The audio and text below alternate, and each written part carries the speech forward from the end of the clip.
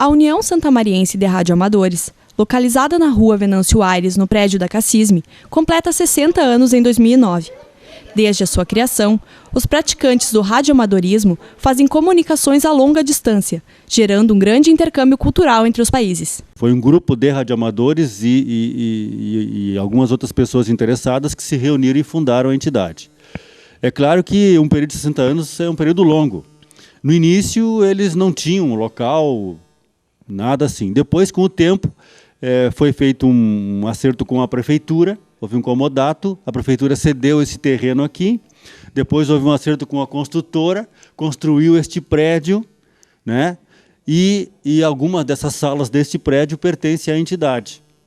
O radioamadorismo é um hobby para os praticantes da União Santamariense de Radioamadores. Cada um tem uma história para contar sobre o que é ser radioamador. Momento de lazer que eu tenho, né? Eu tenho muito gosto de sentar na minha cadeira lá, onde eu tenho meu radinho por lá, tentar fazer um contato a longa distância, né? E fico muito contente quando eu consigo, né? Porque isso não é tão fácil. A gente falar aqui pertinho é simples, né?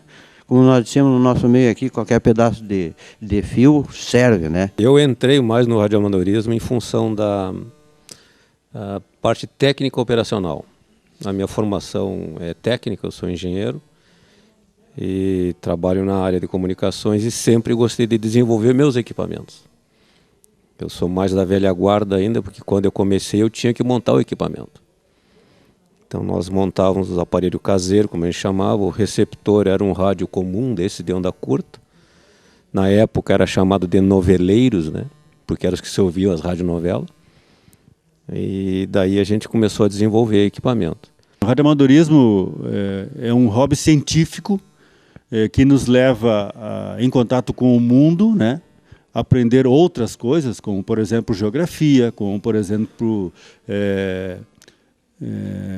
idiomas diferentes, enfim, cultura geral, através de uma experimentação inicial, que é a técnica de radioamadorismo, né? Então nós temos que, o radioamador ele é formado para isso, e nós temos que inclusive prestar prova perante a Anatel, mostrando, através das notas, e nós não temos nota pequena, sempre nota 7, coisa parecida, às vezes mais até, de que nós estamos sabendo exatamente aquela matéria para podermos ser aprovados e termos uma licença de caráter precário. A internet veio para facilitar o trabalho dos radioamadores. A noção de um mundo sem fronteiras, hoje, é ilimitado pelo uso dessa ferramenta. Vimos diversas vezes comentários a respeito das dificuldades que o radioamadorismo enfrentaria com o advento da internet, com a grande facilidade, né, que nós temos via internet.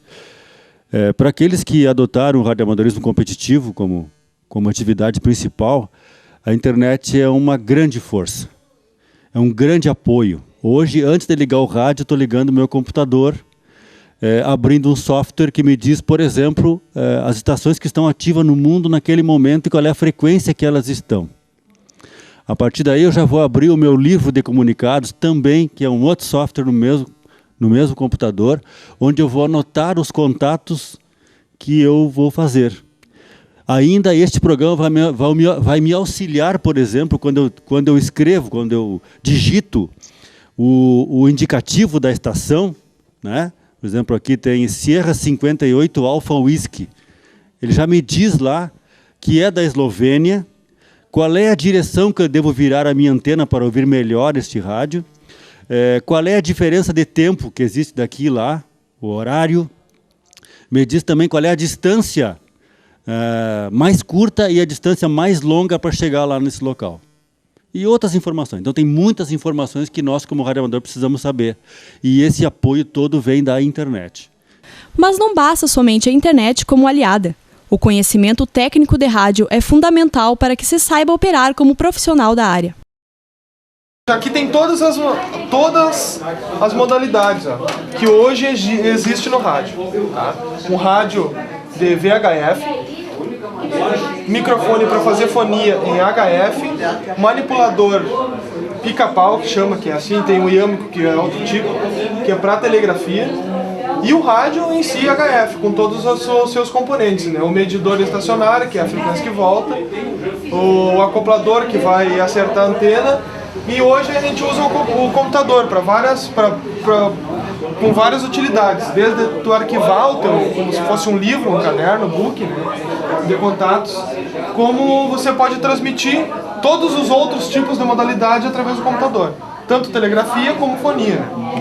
Aqui a gente tem uma modalidade digital, que hoje em dia está se fazendo muito, que é o uso do computador para transmitir um código cifrado para outro rádio decodificar com o mesmo tipo de programa. Então, tu pode fazer isso e tu tem ganho a possibilidade de falar com outros países mais longe, né? Porque é com código e não com fonia, então tem uma propagação. Esse software é livre, ele é na maioria das vezes construído e feito por radioamadores, né, que são programadores, enfim, em outros lugares do mundo tem outro tipo de desenvolvimento, né, outro tipo também de auxílio, de ONGs, para desenvolver o radioamadorismo, né, científico, né, de pesquisa. Então, geralmente ele não tem um layout tão bonito quanto os outros, né, porque eles são desenvolvidos por amadores, como nós, e que desenvolvem software para radioamadores, né. Do radioamadorismo, é possível participar de diversos concursos regionais, estaduais e até internacionais. Porém, existe dentro da habilitação níveis de qualificação que são necessários para participar destes concursos. Os contatos são feitos com qualquer estação de radioamador que está ativa ao redor do mundo, né? E na modalidade também que eu escolhi.